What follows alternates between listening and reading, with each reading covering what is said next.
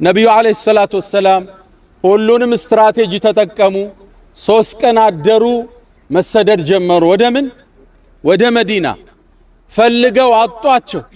አንድ ግን የቁረይሽ ወጣት፣ በጣም ስትራቴጂክ ወጣት፣ የሰው ፋና የሰው ዱካ ፈልጎ የሚያገኝ አንድ ወጣት ተከተላቸው። እርግጥም ደረሰባቸው። ልብ በሉ፣ ከላይ የሰማዩ ፀሐይ ያቀልጣቸዋል፣ ከጀርባ 100 ግመል የተቀጠረለት ወጣት ያሳዳቸዋል። በዚህ መሃል ሆነው እየሄዱ ደረሰባቸው። ስሙ ማን ይባላል? ምታቁት? የነብዩን ፋና ፈልጎ ያገኘ ማን ይባላል? ሱራቀቱ ብኑ ማሊክ። ይህን ስም እንዳትረሱት። አሁን አሳዳጅ ነው፣ ነገ ግን ሰልሞ ታዩታላችሁ። እንዴት ይሄ ክስተት ነው ያሰለመው? ደረሰባቸው። 100 ግመል አጓጉቶታል። በአንድ ጀንበር ቢሊዮነር ሲሆን ታይቶታል። እየሮጠ ተጠጋቸው። ልክ ሲጠጋ ነብዩ ኃያሉን አላህ ዱዓ አደረጉ።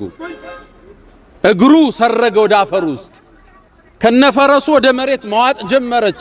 ከዛም እጁን አነሳ። እናንተ በአላህ ጥበቃ ስር እንደሆናችሁ አውቄያለሁ፣ ልቀቀኝ አላቸው ነብዩን አለይሂ ሰላቱ ወሰለም። ነብዩ ዱዓ አደረጉ። መሬት ተፋቸው እግሩን። አሁንም ሊመለስ ይፈልጋል። ምነው ተአምር አይቷል። 100 ግመል ደግሞ አጓጉቶታል። ተመልሶ ተከተላቸው። አሁንም እግሩ ሰረገ። አስለቅቀኝ፣ በቃ አልከተልም አላቸው። ተለቀቀ። 3ኛም ሮጠ። ጓጉቷላ። ከባድ ብር ነው የተቃለ የተገባለት። በአንድ ጀንበር ከቁረይሽ መሳፍንቶች አንዱ ሊሆን ነው፣ ሀብታሙ ነው። 3ኛም ፈረሱ እግሩ ገባችበት። መጨረሻ በቃ ቃል እገባልሃለሁ፣ አልከተልህም፣ ልቀቀኝ አላቸው። ነብዩም ፈረሷ እንድትለቀቅ አላህን ጠየቁ። ፈረሷ አፈሯ ለቀቃት። መጨረሻም ነብዩ አለይሂ ሰላቱ ወሰላም ሱራቃ ቀረባቸው። እስልምናን እጃቸው ላይ ተአምሩን ሲያይ ተቀበለ። ከዛም የአላህ መልእክተኛ ከዚህ በኋላ ከኋላ የሚመጡትን እኔ መልሳለሁ አላቸው። አምኛለሁ፣ የአላህ ጥበቃ አንተ ጋለ፣ በዚህ መስመር ሰው የለም ብዬ እመልሳለሁ አሉ ነብዩ አለይሂ ሰላቱ ወሰላም። እዚህ ቦታ ላይ ሌላ ተአምር ተከሰተ። ፈከይፈ ቢከ ያ ሱራቀቱ ኢዛ ለቢስተ ሲዋረ ኪስራ አሉት። አንተ ሱራቃ ወይ ነገሩ እንዴት ሊሆን ነው? የኪስራ እብኑ ሁርሙዝ የዓለማችን ኃያሉ ንጉስ የሱን ሲዋር ይባላል።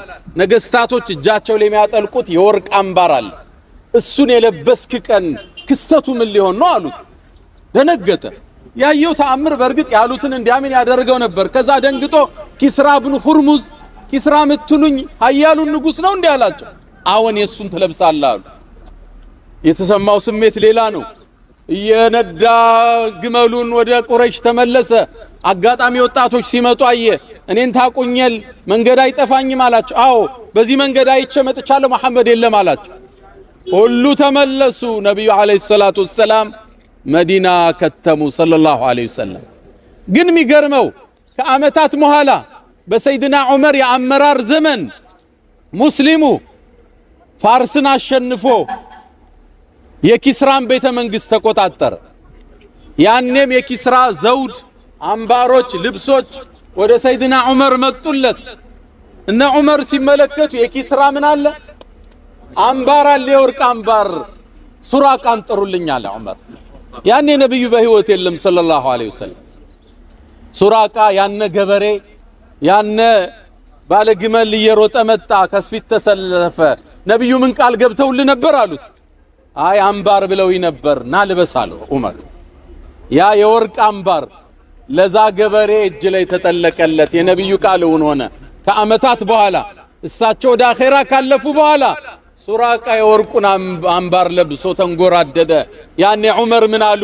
በኺም በኽ ዑይራቢዩን ሚን ሙደሪን የልበሱ ሲዋረ ኪስራ።